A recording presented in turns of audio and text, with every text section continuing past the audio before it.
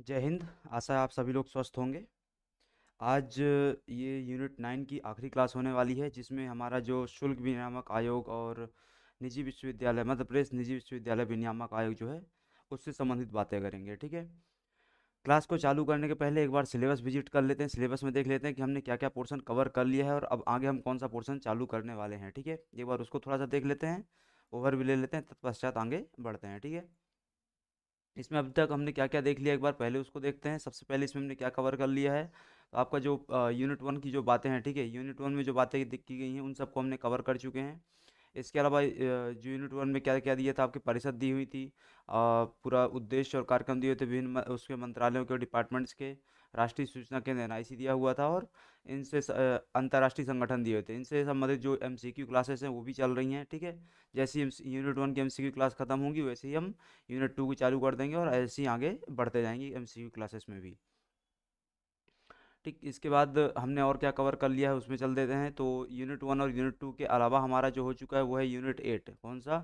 Unit 8, जिसमें क्या दिया हुआ था आपका?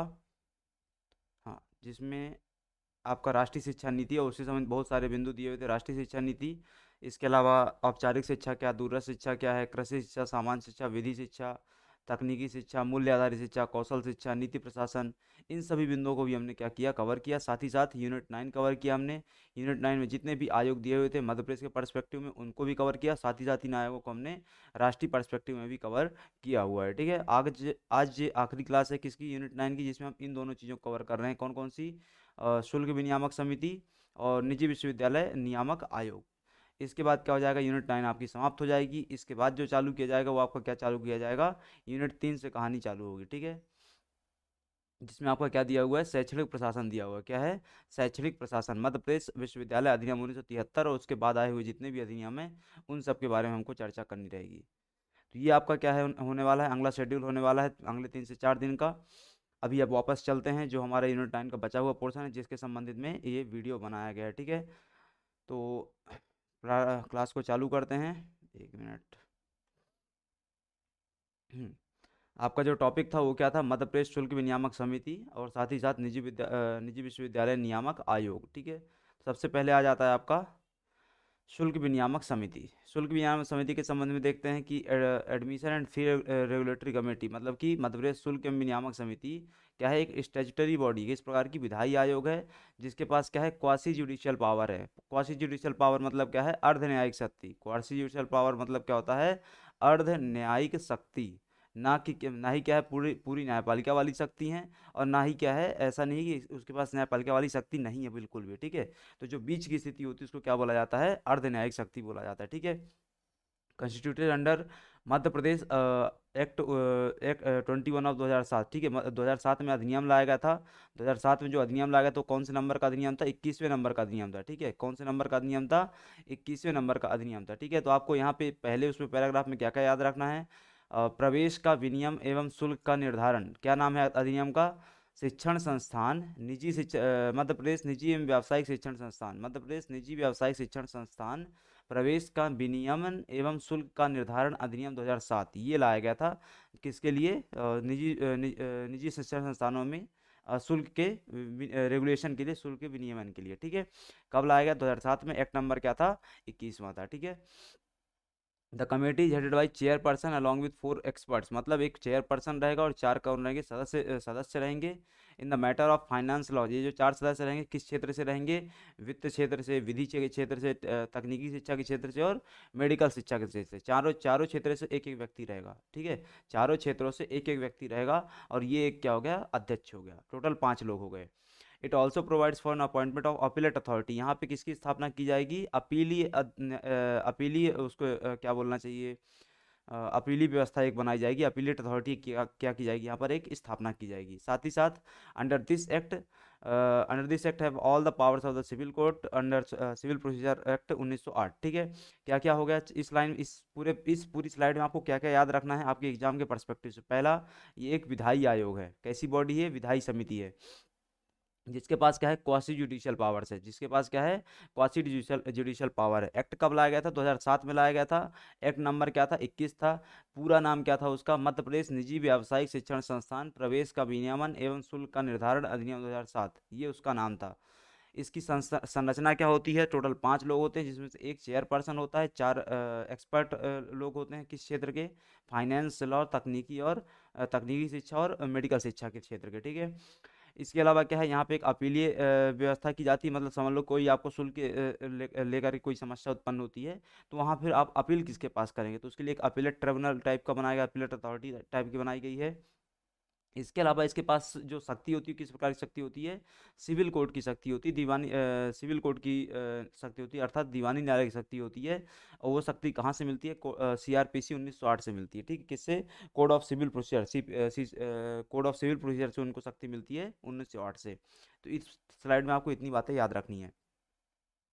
नेक्स्ट आता है आपको वही पुरानी बातें कि एक्ट 21 ऑफ 2007 मध्य प्रदेश निजी व्यावसायिक शिक्षण संस्थान प्रवेश का विनियमन एवं शुल्क का निर्धारण अधिनियम 2007, thereafter amendment number 32 of 2013, अर्थात इसमें 2013 में क्या किया गया? संशोधन किया गया। आपको क्या याद रखना है? एक्ट कब आया? 2007 में आया। एक्ट में संशोधन कब हुआ? 2013 में हुआ। बस इतना ही काम का है और इसके अलावा कुछ भी काम का नहीं है। अब अधिनियम 2007 के तहत 2 अध्याय हैं। अध्याय 2 के तहत क्या बातें की गई हैं उसको देख लेते हैं, ठीक है। अधिनियम के जो 2007 वाला अधिनियम था, उसमें अध्याय 2 के तहत सेकंड चैप्टर के तहत क्या क्या बातें की गई उसको देख लेते हैं। सबसे पहले बात की गई अध्यक्षता की। अध्यक्षता हमने पीछे देखी कि एक अध्यक्ष होगा और 4 सदस्य होंगे। जो एक अध्यक्ष होगा उसके बारे में बात करते हैं। तो गठित की गई समिति की अध्यक्षता सभापति द्वारा अथवा अध्यक्ष द्वारा की जाएगी, जो कि केंद्रीय विश्वविद्यालय या राज्य विश्वविद्यालय या विश्वविद्यालय की समझी गई संस्था का कुलपति रहा हो। मतलब केंद्रीय विश्वविद्यालय का कुलपति रहा हो, अथवा राज्य विश्वविद्यालय कुलपति रहा हो, या किसी ऐसी संस्था का कुलपति रहा हो जो इनके समकक्ष हो, मतलब केंद्रीय और राज्य विश्वविद्यालय के समकक्ष हो, ठीक है। या ऐसा वरिष्ठ प्रशासनिक अधिकारी को ही बना सकते हैं जो राज्य सरकार के प्रमुख सचिव अथवा भारत सरकार के संयुक्त सचिव की श्रेणी में कार्यरत रहा हो। राज्य सरकार का प्रमुख सचिव के पद पर रहा हो अथवा भारत सरकार के संयुक्त सचिव के पद पर रहा हो। 5 लोगों को यहाँ पे दिया गया स्कोप क्या बनाने का? अध्यक्ष बनाने का। पहला कि तुम केंद्रीय विश्वविद्यालय के कुलपति रहे हो, राज्य विश्वविद्यालय कुलपति रहे हो, या फिर तीसरी क्या है कि ऐसी किसी संस्था के कुलपति रहे हो जो इन दोनों के समकक्ष हो, केंद्रीय और राज्य विश्वविद्यालय के समकक्ष हो, ठीक है। या फिर तुम मध्य प्रदेश के राज्य सरकार में क्या रहे हो? मुख्य प्रमुख सचिव रहे हो, या फिर केंद्र सरकार में संयुक्त सचिव रहे हो। सदस्य हमने पीछे देख ही लिया था कौन लोग बनाएगा। 4 सदस्य रहेंगे, किस किस क्षेत्र के? ये क्या हो गया आपका? लॉ लॉ का क्षेत्र हो गया, प्रशासन विधि हो गया, प्रशासन विधि, तकनीकी शिक्षा और मेडिकल शिक्षा। और इसके अलावा क्या हो जाता है आपका? फाइनेंस वाला, वित्त वाला, ठीक है। यहाँ पे क्या है? मिस टाइपिंग है। ये वित्त हो जाएगा, ये विधि हो जाएगा, ये तकनीकी शिक्षा हो जाएगा, चिकित्सा शिक्षा हो जाएगा, ठीक है। टोटल 4 क्षेत्रों से क्या रहने वाले हैं इसमें? आप लोगों के सदस्य रहने वाले हैं, 4 सदस्य।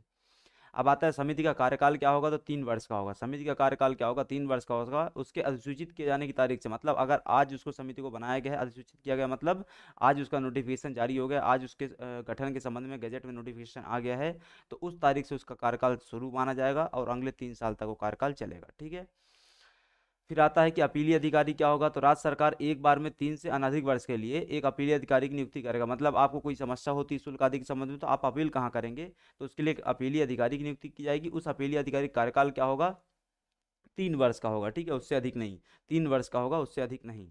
जो ऐसा व्यक्ति होगा, अब उसको अब होगा कौन वो व्यक्ति? ये अपीलीय अधिकारी होगा कौन? ऐसा व्यक्ति होगा जो उच्च न्यायालय अथवा का न्यायाधीश रह चुका हो, या राज्य के मुख्य सचिव की पद श्रेणी से अन्य पद श्रेणी का पद धारण कर चुका हो। मतलब या तो उच्च न्यायालय का न्यायाधीश रहा हो, अथवा राज्य के मुख्य सचिव के पद पर रहा हो, राज्य के मुख्य सचिव के पद पर रहा हो, ठीक है। तो इन दोनों में से किसी भी आप व्यक्ति को बना सकते हैं। अपील कैसे होगी?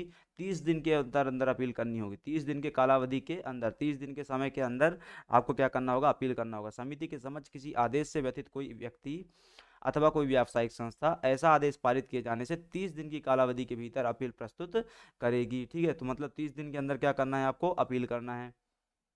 इसके अलावा किसी अपील की सुनवाई के दौरान अपील प्राधिकारी समिति से अभिलेख मांगने के पश्चात तथा अपीलार्थी एवं समिति दोनों को सुनवाई का अवसर देने के पश्चात अपील का विनिश्चय करेगा, और अपील में किया गया विनिश्चय अंतिम होगा। आपके लिए क्या इंपॉर्टेंट हो गया यहाँ इस स्लाइड में? क्या क्या इंपॉर्टेंट हो गया वो देख लो।